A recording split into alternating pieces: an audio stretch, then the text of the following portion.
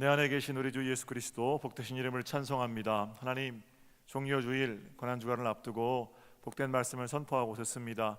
우리 마음 가운데 찾아오셔서 다시금 거룩한 결단, 하나님의 나를 시작하는 은혜가 있게 하옵소서.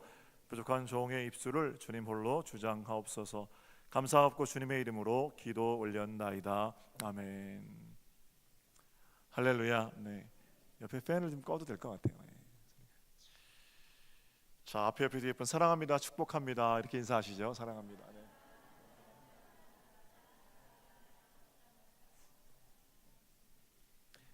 2019년 종려주일입니다. 그리고 오늘부터 고난주간이 시작됩니다. 사순절 연속 설교 진행하고 있고요. 오늘이 6번째 시간입니다. 6주 전에 목요일 저녁 겟세마네 동산에 죄송합니다. 최후의 만찬자리, 그죠? 6월절 만찬자리로부터 몇 시간 뒤 두 번째가 겟세마네 동산을 거쳐서 체포되시고 세 번째 가야바의 뜰에서 사형을 언도받으시고 빌라도 총독 관저 앞에서 빌라도에게 신문 받으시고, 그죠? 그리고 지난 시간 다섯 번째 시간에는 비아 돌로로사, 슬픔의 길 위에서 그분이 채찍을 맞으시고 모욕을 당하신 사건 생각해 봤죠. 그리고 오늘 마침내 이제 금요일 시간에 그 십자가 앞에 우리는 도달했습니다. 십자가는 당시 행해졌던 로마의 형벌 가운데에서 가장 극악한 형벌입니다. 사람들이 잘 볼 수 있는 곳에 죄인을 죽을 때까지 매달아 놓는 겁니다. 예전에 우리나라에서 역적들을 처형하고 참수해서 그 목을 높은 곳에 메어 두었던 것처럼 십자가에 사람이 죽을 때까지 매달려 있게 됩니다. 그 시체를 보는 사람들에게, 또는 거기서 죽어가는 죄수를 보는 사람들에게 나도 로마에 반역하면 저렇게 될 수도 있겠구나 하는 것들, 경각심을 불러일으키는 겁니다.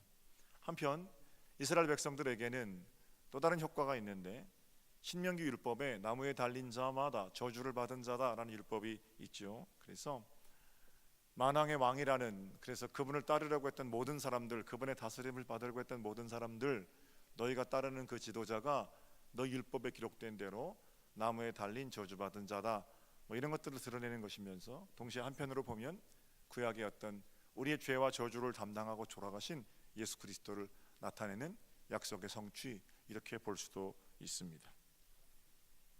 어쨌든 그분이 십자가에 달리신 길은 여러분과 저의 죄 때문이죠.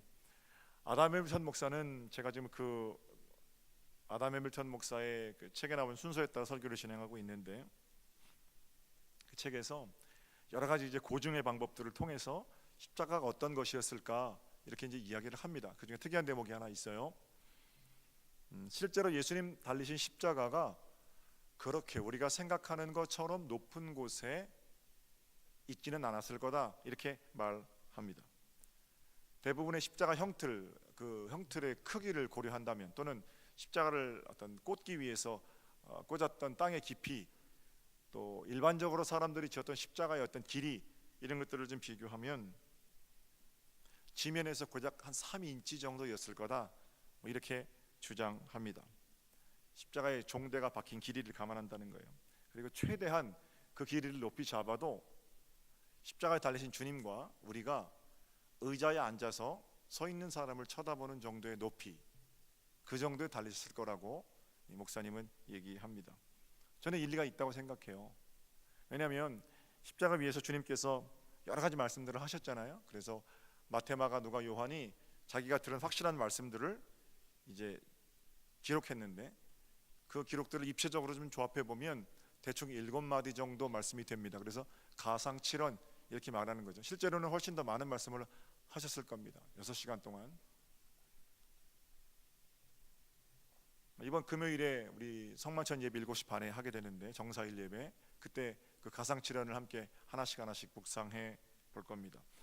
그 말씀들을 보면 어떤 말씀은 엘리 엘리 라마 사박다니, 그렇게 하늘을 향해서 크게 소리 지르는, 오늘 본문에 있는 것처럼. 그래서 옆에 사람들이 저분이 뭐라고 하는 거야, 엘리야를 부르나 봐, 이렇게 오해하게 되는 그런 큰 함성도 있는 반면에, 어떤 말들은 가까이 있는 어머니에게 어머니 보세요, 어머니 아들입니다, 옆에 있는 요한에게 요한아, 저분이 네 어머니다. 근데 그 말을 아주 멀리서 우리가 뭐 영화에서 본다든지 또는 그 어떤 이미지를 생각하면서 높은 곳에 달리신 예수님께서 멀리 있는 제자에게 요한아, 네 어머니야 이렇게 안 하셨을 거란 말이에요. 다 이루었다 이런 말씀도 천지를 호령하는 큰 소리로 하셨을 리가 없어요. 아버지 내 영혼을 아버지 손에 부탁합니다. 이 말씀은 그저 좀 큰 소리로 하셨을지도 모르지만, 그래서 그 가상칠언의 얘기들을 보면 멀리 주님께서 계셔서 큰 소리로 말씀하셔야 간신히 들을 수 있을 만한 정도의 거리가 아니라 아담 햄ilton 목사가 얘기한 대로 그냥 앉아서 의자에 앉아서 서 있는 자를 쳐다보는 정도의 높이, 그리고 그 가까이에서 하신 말씀이 아닐까 하는 생각이 든다는 겁니다.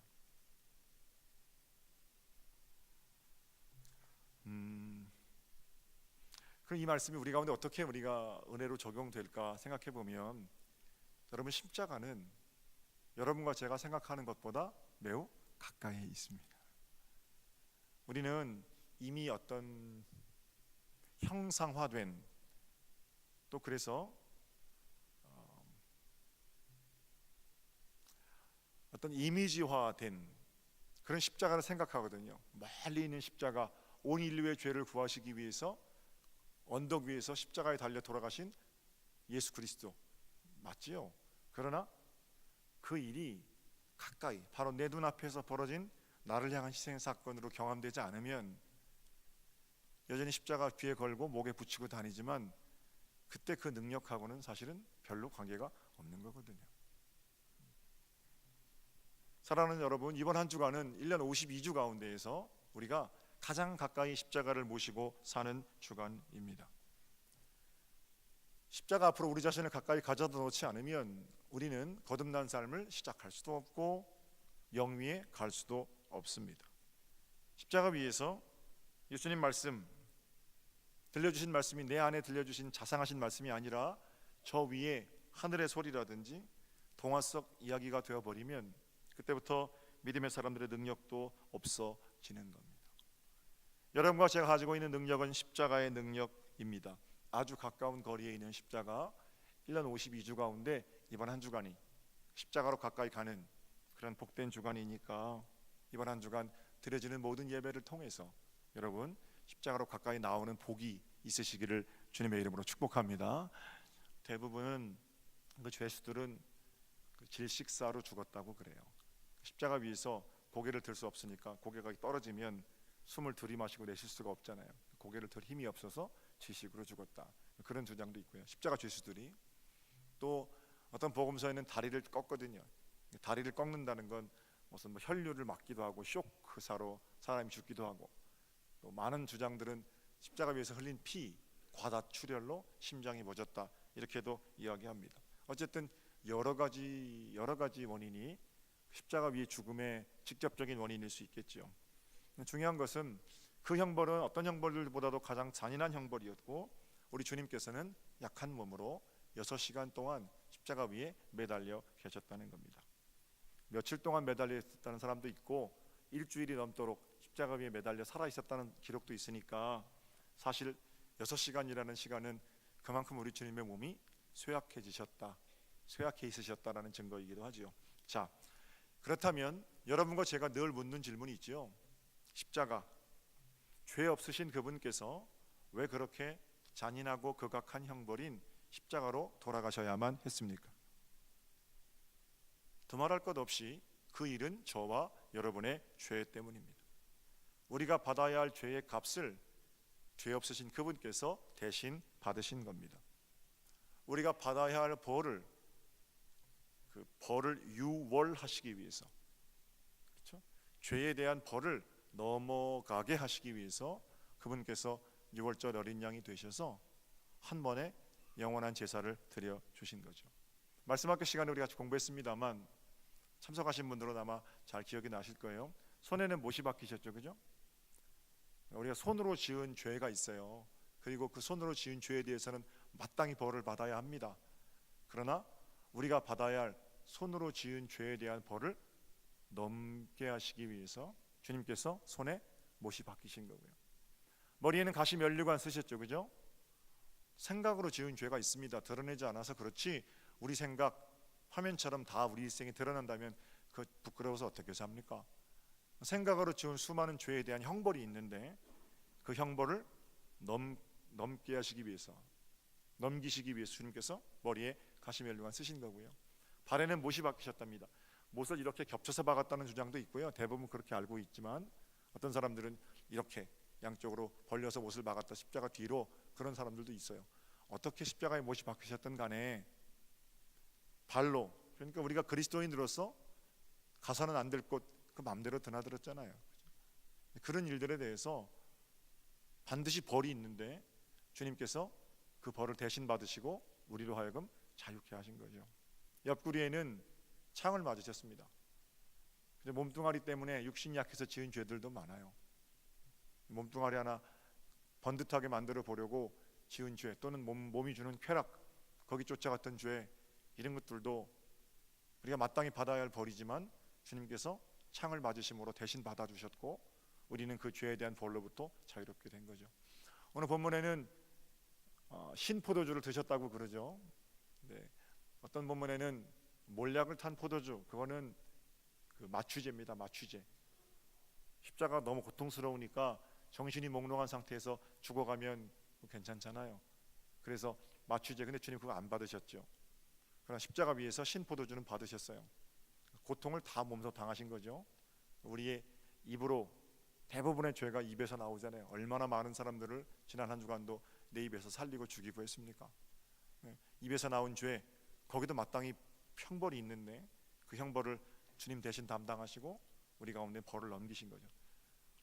왜 그렇게 아름다우신 분께서 처참하게 십자가에 달려 돌아가셔야 했는지, 결국 저와 여러분이 지은 죄를 담당하시고 십자가 위에서 돌아가신 거고, 그분이 우리의 죄를 담당하시고 돌아가셨음을 믿고 하나님 나라 안방에 들어와 살게 되었음을 기뻐하는 것, 바로 그것이 우리가 믿는 복음이지요.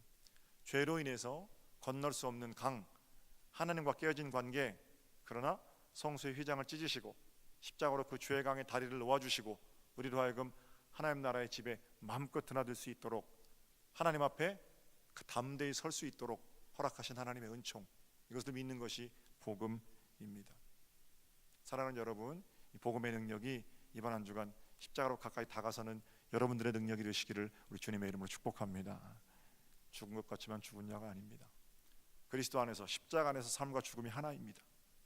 우리, 하나님, 우리 앞서 먼저 죽은 믿음의 선배들 다 같이 하나가 돼서 부르는 찬송, 바로 그 찬송이 십자가 앞에서 부르는 복음의 찬송이죠. 중요한 것이 있습니다. 먼저는 복음을 받아들이고 예수 그리스도, 그분의 은혜로 다시 태어난 자임을 고백하고 전하여야 하는 것이 저와 여러분의 사명임과 동시에 우리가 주님을 따르는 제자들이라면 우리 또한 십자가 되어야 한다라는 겁니다. 그저 내가 예수 그리스도 십자가를 믿고 구원의 방주에 올라탐으로 그 구원이 끝난 게 아니라 지속적으로 우리 주님 다시 오실 때까지 구원의 길을 걸으며 끊임없이 십자가의 횡대를 놓아야 할 책임이 저와 여러분에게 있다는 거예요. 예수 그리스도를 통해서 하나님과 우리가 깨진 관계가 회복됐습니다. 그죠? 이게 의로운 겁니다. 이제 우리는 저주받을 자가 아닌 하나님의 자녀입니다. 동시에 우리는 이렇게 회복된 관계를 가지고 십자가의 횡대, 사랑하는 사람들에게 구원의 다리를 놓아야 할 책임이 있다는 겁니다. 바로 그것이 저와 여러분이 이번 고난주간에 다시 새겨들어야 할 복음의 내용이라고 저는 생각합니다. 따내는 것이 아니라 부어지는 것이고, 그 은혜를 허락하시는 목적은 살아내라는 명령을 함께 포함하는 일입니다. 이런 차원에서 교회는 하나님과 세상을 연결시키는 다리입니다. 교회 또한 하나님께 드려진 산 제물이기도 합니다. 사도 바울이 로마 교회에 편지하는데, 로마 교회 믿는 사람들입니다.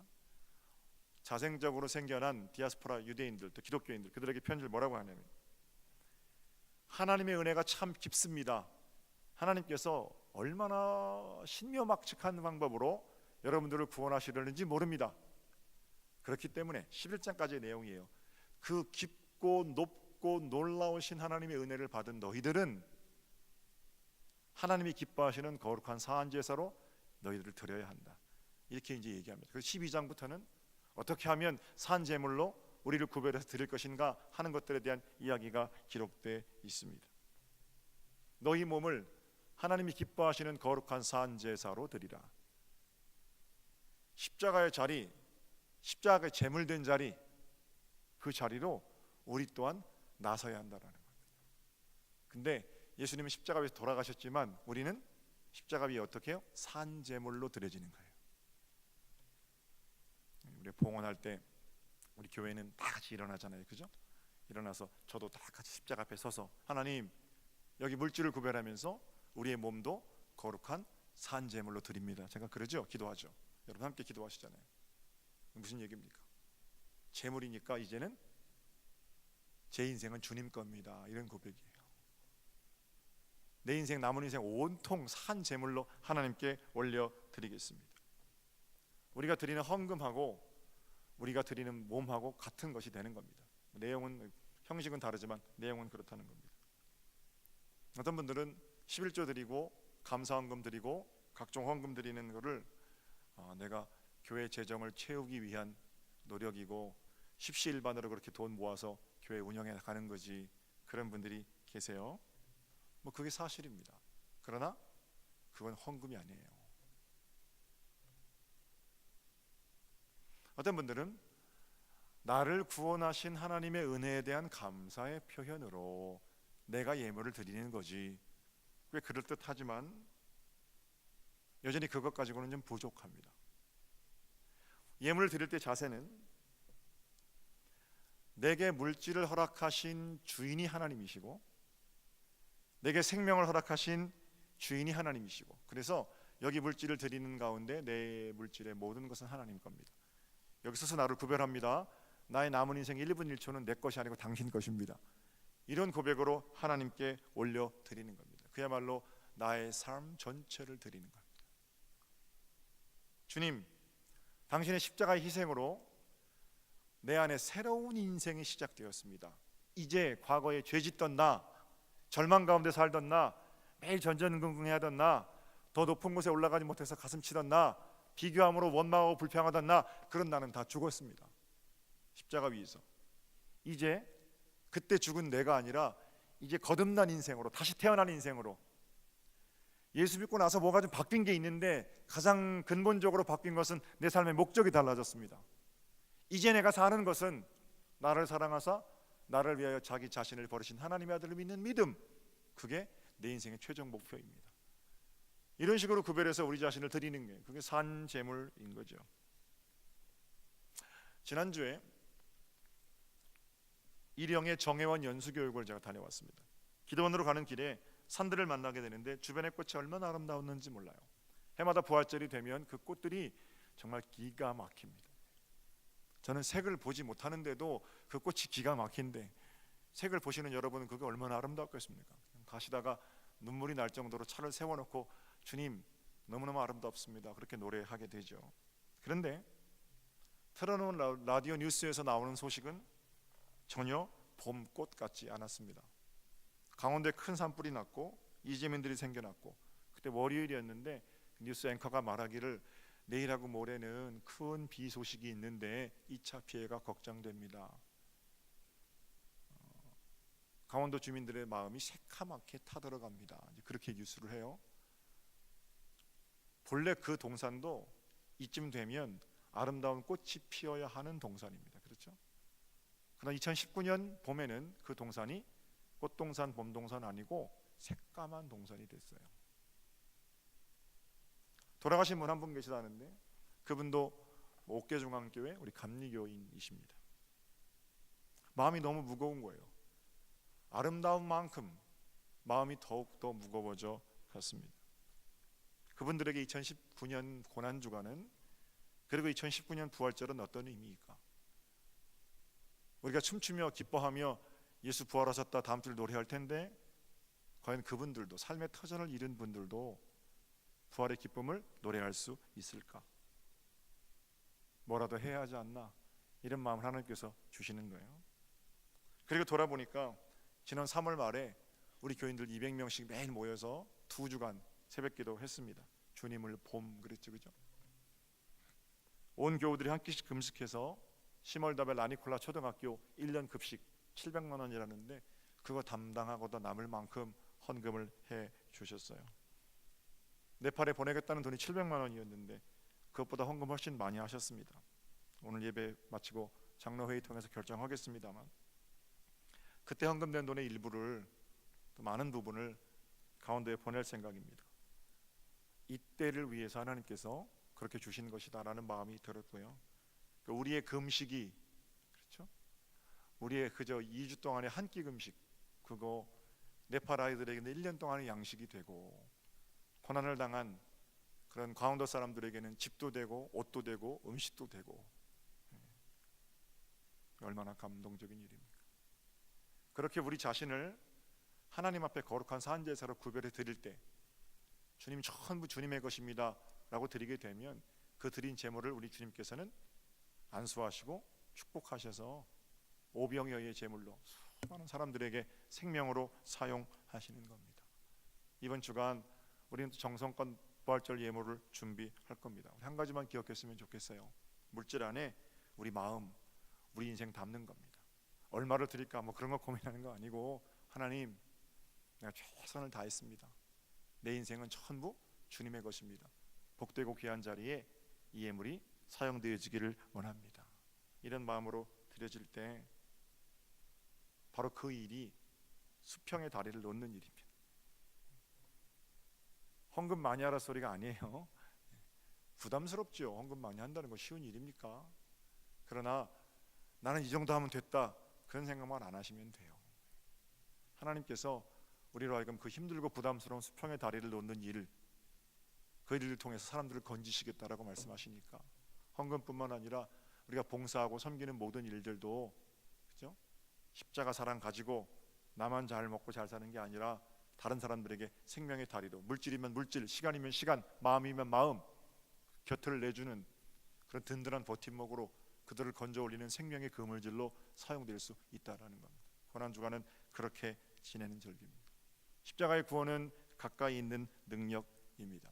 다시 십자가로 돌아가서요. 제가 늘 십자가 앞에 우리 자신을 가져다 놓고 생각하는 질문 하나가 있는데 아버지 하나님은 어떤 마음이셨을까? 저는 꼭 그런 질문을 묻습니다. 여러분은 어떻게 생각하십니까? 아들이 십자가 위에 돌아가실 때 아버지 하나님은 어떤 마음이셨을까요? 어떤 신학자는 차마 아들의 죽음을 보지 못해서 우리 하나님께서 고개를 돌리셨을 거다 이렇게 말하는데 저는 동의할 수 없습니다. 슬픔이 너무 크기 때문에 그런 이야기를 하는 거라면 얼굴을 돌리시는 하나님, 이 문학적인 표현, 시적인 표현으로는 슬픔의 크기를 표현하는 방법으로 가능하겠습니다만 고개를 돌리시는 하나님은 저는 말이 안 된다고 생각해요. 왜냐하면 고개를 돌리시는 순간 우리 하나님 무책임한 아버지, 전능하지 않은 하나님이 되시기 때문입니다. 고개를 돌리시는 순간 하나님도 어찌할 수 없는 거대한 악, 뭐 이걸 인정하는 게 되는 거예요. 내가 아들을 너를 위해서 해줄 게 없구나, 미안하다, 이런 마음으로 고개를 돌리시면 그게 하나님입니까? 아니잖아요. 그래서 고개를 돌리셨다라는 그런 표현보다는 사랑하는 아들을 통하여 사랑하는 우리를 건지셔야 하기 때문에 더 큰 아픔으로 눈물을 흘리며 똑바로 그 정면을 보고 계신 하나님, 저는 그런 표현이 더 좋습니다. 무엇보다 우리 하나님이 그 자리에서 가장 감동하셨을 겁니다. 이 아들은 살릴 거거든요. 불과 며칠이 지나서 하나님께서 죽음 가운데에서, 무덤 가운데에서 다시 일으키실 거거든요. 그러니까 일으키실 것이기 때문에 어찌할 수 없어서 고개를 돌리시는 게 아니라 내가 다시 일으킬 것을 믿고 스스로 인류의 죄를 짊어지고 죽음의 자리로 가는 아들의 순종에 감동하시는 하나님. 사랑하는 사람들을 위해서 이렇게 표현하면 좋을까요? 큰 아들인 예수께서 수많은 죄인들을 양자 삼으려는 아버지의 마음을 아시고 스스로 아버지의 명령에 순종하는 큰아들의 헌신에 대한 감동, 이런 것들이 우리 하나님 아버지의 마음에 더 어울리지 않을까, 저는 그런 생각을 해봅니다. 우리 하나님께서 너무 자랑하고 싶으셨을 거예요. 세상을 다스리는 방식은 바로 이런 거란다, 아주 크게 소리치고 싶으셨을 거예요. 스스로 죽어지는 자리에서 위대한 평화를 이루며 사는 그런 삶, 그게 내가 원하는 평화란다, 이 아들을 통해서 완성되었다, 그렇게 말씀하시고 싶으신 거예요. 저는 십자가를 기억하면서 이번 한 주간 제 마음도 여러분의 마음도 이 하나님의 마음, 예수님의 마음, 사랑의 마음이었으면 좋겠습니다. 늘 드리는 말씀이지만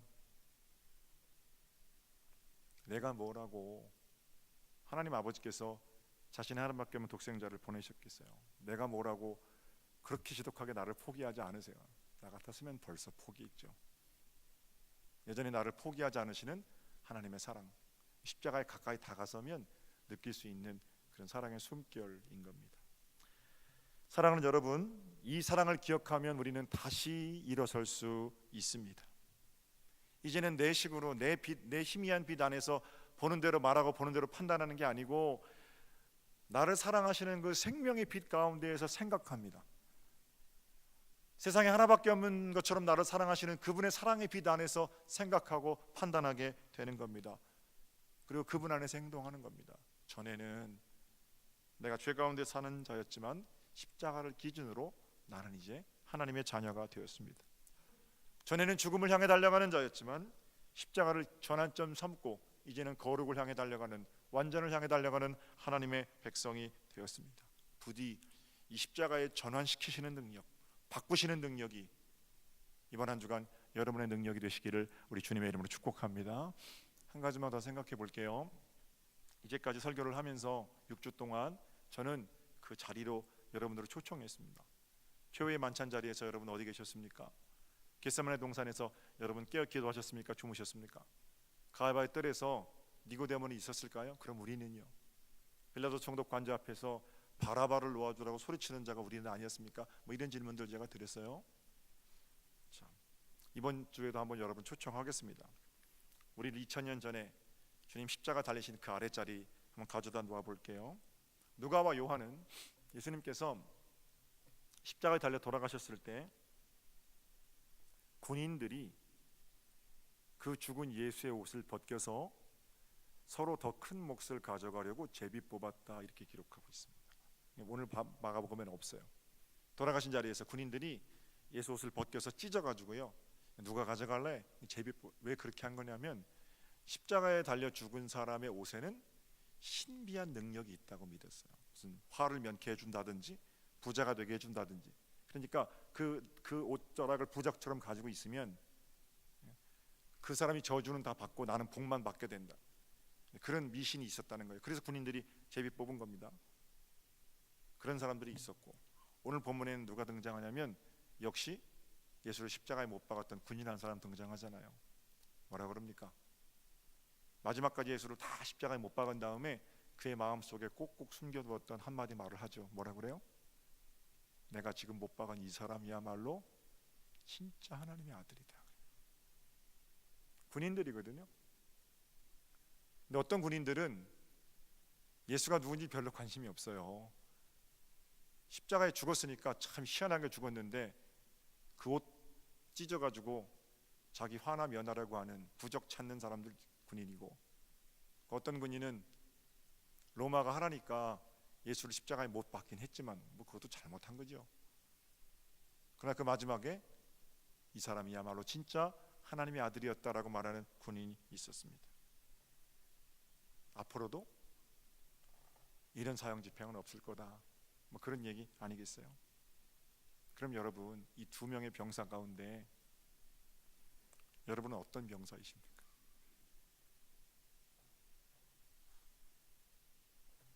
이제까지 십자가에 대해서 참 많은 설교도 하고 많은 말을 했지만 설교하기 위해서 우리 자신을, 저를 또 십자가 앞에 가져다 놓으면서 여전히 십자가가 어떤 더하기의 능력만 있는 건가? 십자가를 붙이고 다니면 화를 면하게 되고, 십자가를 긋고 사업을 진행하면 모든 일에 플러스가 되는 거고, 십자가 모양을 만들면 마귀가 쫓겨나고, 아직도 이런 마술적 능력으로 십자가를 생각하는 건 아닌가? 여러분 어떠십니까? 정작 중요한 거 있죠. 예수 그리스도 십자가 위에서 우리를 향해 바치신 고귀한 희생과 그 희생을 통해서 새로워진 내 생명, 이제는 죽음을 향해 달려가는 자가 아니라 영생을 향해 달려가는 자로 돌려놓으신 그 엄청나고 위대한 사랑, 내가 많든지 적든지 건강하든지 병들었든지 문제가 있든지 없든지 세례를 받았든지 안 받았든지 안수를 받았든지 안 받았든지 목사든 장로든 평신도든 어떤 사람이든지 간에 필요한 거듭남, 모든 인류를 구원하시기 위한 하나님의 놀라운 계획, 그 십자가 희생 사랑이거든요. 정말 중요한 가치, 이런 건 다 놓치고 그저 몇 년 살다가 돌아갈 인생, 거기에서 더하게 하신 능력, 십자가 아래서 예수님 옷 가지고 제비 뽑는 군인들하고 내가 뭐가 다른가? 여러분 어떤 병사이십니까?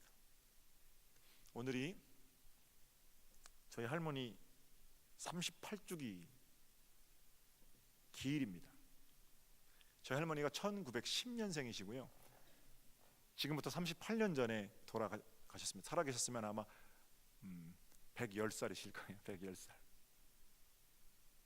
아버지를 따라서 서정리에 오셨고 1979년에 오셔서 81년 4월 12일 날 종을 치다 쓰러지셨고, 중풍 두 번째 쓰러지신 거고요. 4월 13일 누워 계시고 14일 날 하나님께로 돌아가셨습니다. 저와 아버지 그리고 저희 가족들은 해마다 4월 14일 오늘 모여서 할머니 추모 예배를 드립니다. 어디 특별하게 뭐 외국에 나가 있거나 이렇지 않으면 꼭 이날에 모여서 온 가족이 예배합니다.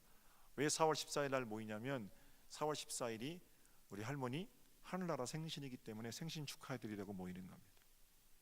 저희 할머니 초등학교도 못 나오신 분이십니다.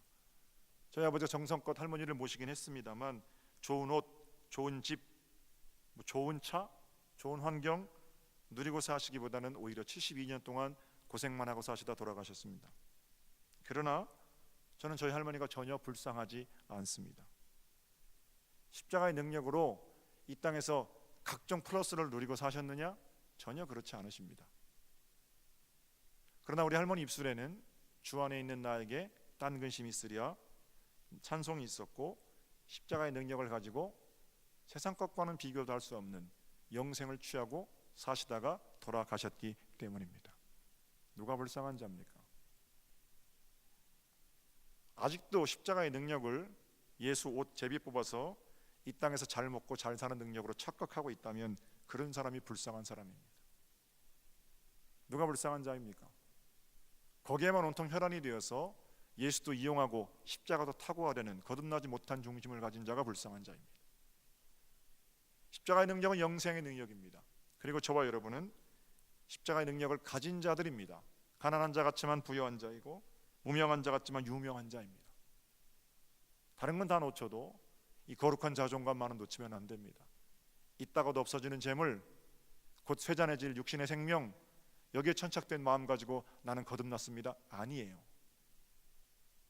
거듭난 자들은 그것이 어찌하든 간에 영원하신 하나님의 생명을 바라보고 이 땅에 주시는 것들을 마땅히 누리며 다스리며 사는 자가 복이 있는 자입니다. 어떤 자로 사시겠습니까? 이 사람이야말로 진짜 하나님의 아들이었도다.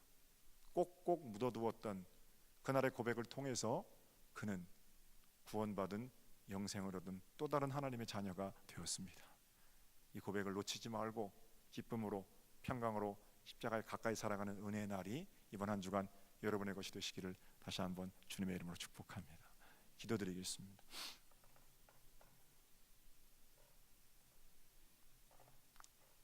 하나님의 은혜를 감사합니다. 십자가로 가까이 우리 자신을 가져다 놓습니다. 하나님, 주님의 희생과 사랑을 기억하며 다시 얻은 생명을 가지고 이번 한 주간 고난 주간을 살아낼 때 그리스도의 사랑과 은혜의 감격함은 물론이거니와 세상을 향해 좋은 다리가 되도록 우리 자신을 거기 내어주는 참된 그리스도인 예수 그리스도의 제자의 삶을 살게 하여 주시옵소서. 제비 뽑아 가지는 예수의 옷가지가 능력이 아니라 십자가에 새겨진 주님의 사랑, 우리에게 영생을 허락하신 주님의 희생이 능력임을 믿사오니 우리 또한 그 길로 살아갈 때 하늘 기쁨과 평강이 우리 삶에 충만케 하옵소서. 감사하옵고 주님의 이름으로 기도 올렸나이다. 아멘.